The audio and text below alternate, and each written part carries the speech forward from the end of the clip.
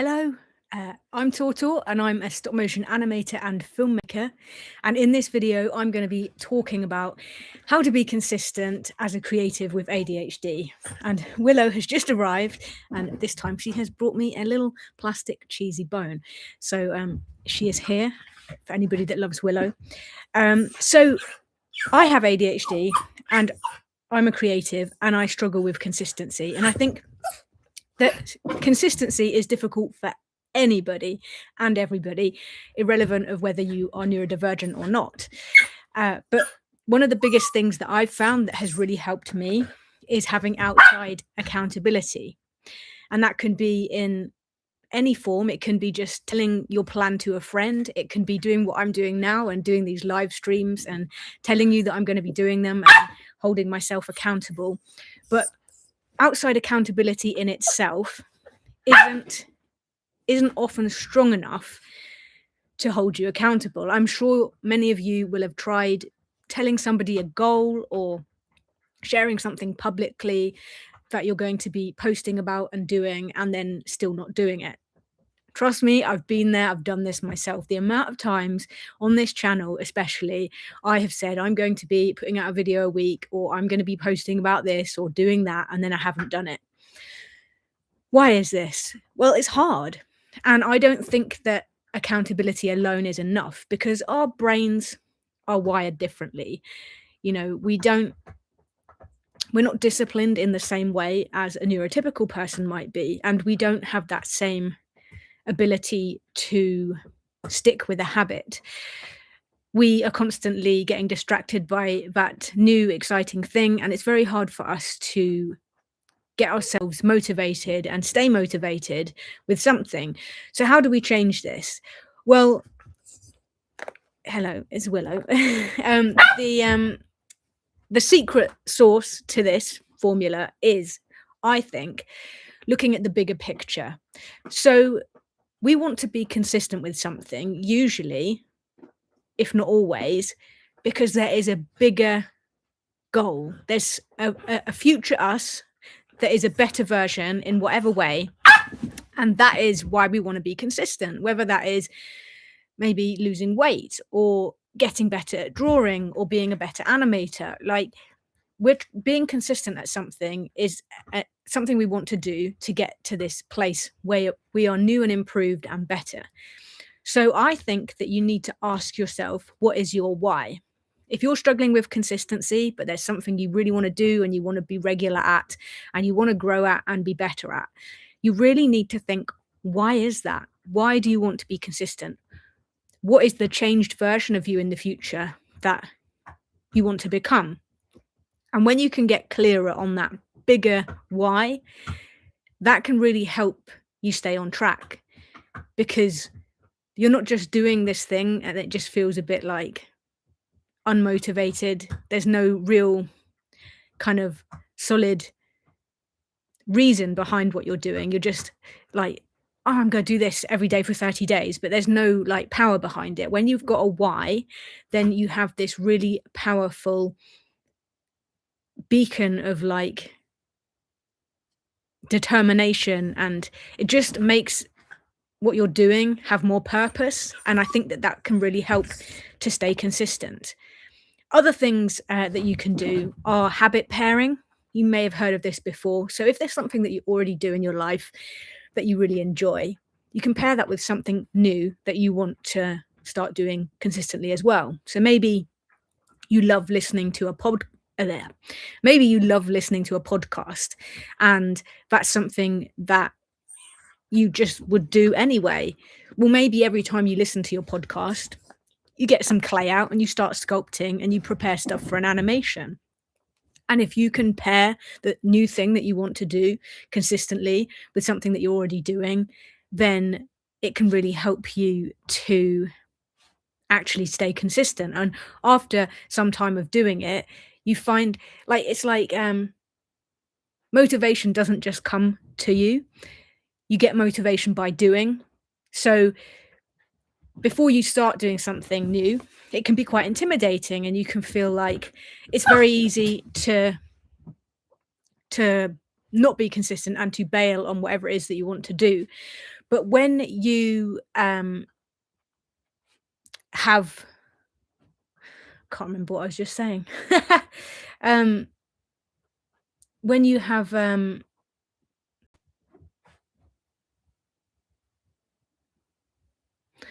it's completely gone. That's really annoying. Okay, I'm just gonna change subject slightly. Another thing that's really important with being consistent and having ADHD, especially, is to be kind to yourself.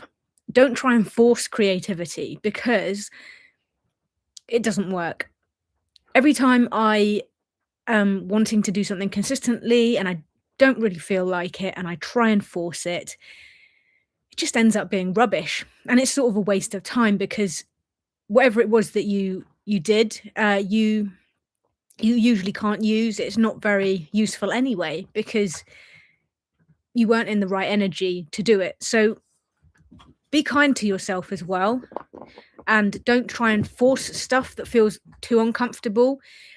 But at the same time, to be consistent, which contradicts exactly what I just said, you have to do things when you're not feeling like doing them, which I think is a really, real big challenge for people with ADHD because we are sort of very much more black and white, and we either really feel like doing something or we don't at all, and it's very hard to find that middle ground. Whereas I think neurotypical people are often in that middle ground, and they don't feel the extremes quite so much. They can just kind of gather themselves and just get on with it a bit more easily. But when you are struggling and perhaps you're not feeling in the right mindset or in the right creative energy, it's really important to get yourself out in nature and go and have a walk, get some fresh air, and to leave your phone at home or switch your phone off. Or if you're at home, like, and you're trying to kind of focus and be creative and come up with ideas, if your phone is the thing that often is the problem and it causes you to scroll and get distracted and not do the creative thing that you're wanting to do, you've got to, switch it off, put it in another room for half an hour, and just allow yourself the time to be creative, because it's in the space, in those moments of quiet, that's when you will find your ideas and get your flow. We're so overstimulated as a society now with just technology and social media and everything. Like, we're contactable all the time and we never have that stillness, and I think it's important to find that stillness because that can really help you to move forward in a way with more creative energy. I don't think it's like, I think it's perfectly realistic to be struggling to be creative because we're all overstressed and we're all overstimulated, and it's very hard to quiet your mind and to just find that sort of peace and be able to think clearly enough to come up with ideas and to just be creative, I guess. But yeah, accountability is my biggest tip for staying consistent as a creative with ADHD. But you have to find your why. You have to know what it is that is driving you to be a better version of yourself in whatever way, to be consistent. And I think once you know why you are wanting to be consistent at something, where it is that you're heading and what is fueling this desire to be consistent, whether that is uploading content every day, or maybe it's doing something like Inktober where you do a drawing every day. It's like carving out that time, because if you did that every day for 30 days, you would be such improved in your craft. And I think if that's the reason, or if there's another reason, once you're clear on that, that is really going to help you to stay on track and to be consistent.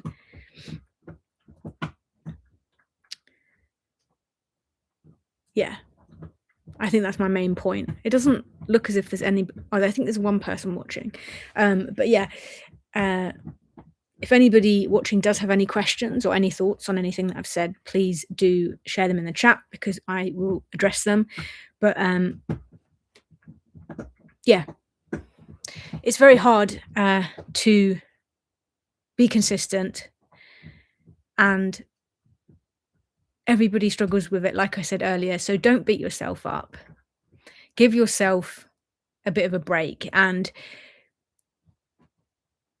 just take things one step at a time. I think another really good piece of advice is don't try and throw yourself in at the deep end straight away. So when you have a big task that you're trying to do every day, it can be really overwhelming and intimidating. So if it was that you wanted to improve your drawing, say you want to get better at storyboards or something, just carve out 10 minutes every day to focus on doing that. Same with, like, if you're wanting to get better at claymation and do a bit of sculpting, ease yourself into this consistency and start small. And then once you are enjoying it and you're really like getting into your groove and looking forward to coming back to it the next day and having that bit of time to do something, then you can start expanding the amount of time that you're doing it for, or like being a bit more ambitious in what it is that you're doing as well. And yeah, that is the best way that I believe to be consistent as someone with ADHD. Find some outside accountability, which helps because keeping yourself accountable is just probably not going to happen. To then start small and allow whatever it is that you're trying to do get bigger and evolve over time, and be kind to yourself. Don't try and force it. If you're struggling, you don't have creative space, then go out, get some fresh air, turn your phone off, whatever it is to help you not be distracted and to focus on your creativity. That is really great advice. And I find that just going out for a walk with Willow, that's when all my ideas come. It's when you're not trying to think, when you're not forcing stuff, that's when the creativity flows in. And yeah, habit pairing might work for some people as well. If you're wanting to get better at sculpting and you also have a favorite TV program that you want to watch, put the TV program on and then sculpt while you're watching it, and you end up being consistent and getting that other thing done that you might not have done otherwise. So yeah, those are all of my Willow, be quiet. Sorry about her. Yeah, those are all my tips for how to be consistent as a creative with ADHD. Sorry, I lost my train of thought midway through. Hopefully there was still some value in this video. There's nobody here watching. I'm pretty sure I put it public because there has been one person that seems to bob in and out. But anyway, I hope you're having a great week. I am going to schedule a new live for tomorrow. I might experiment with going live at slightly different times to see if more people join. And yeah, if you've got a topic or something you want me to speak on, do let me know.